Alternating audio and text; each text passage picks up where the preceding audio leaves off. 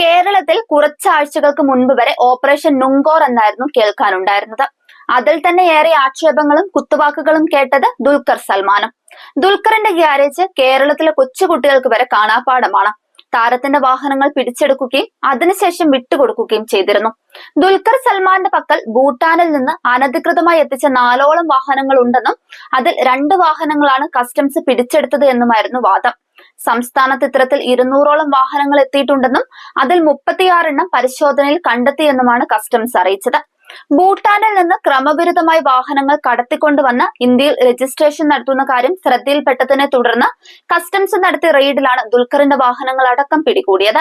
Indian സൈന്യത്തിന്റെ പേരിലും American embassy ഉൾപ്പെടെയുള്ളവരുടെ പേരിലും വ്യാജരേഖകൾ ചമച്ചും പരിവാഹൻ വെബ്സൈറ്റിൽ കൃത്രിമം നടത്തിയും വാഹനങ്ങളുടെ രജിസ്ട്രേഷൻ നടന്നിട്ടുണ്ടെന്ന് കസ്റ്റംസ് കമ്മീഷണർ വ്യക്തമാക്കിയിരുന്നു.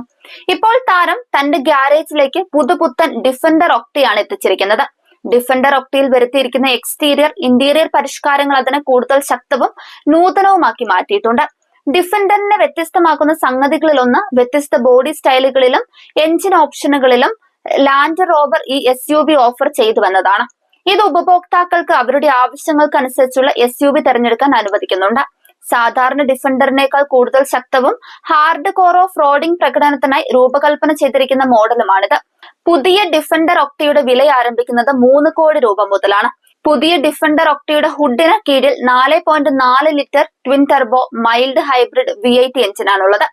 ദുൽഖറിന്റെ ഗ്യാരേജിലേക്ക് എത്തുന്നത് മോളിവുഡിലെ ആദ്യത്തെ ഒക്ടയാണ് എന്നതും ഒരു പ്രത്യേകത തന്നെയാണ്.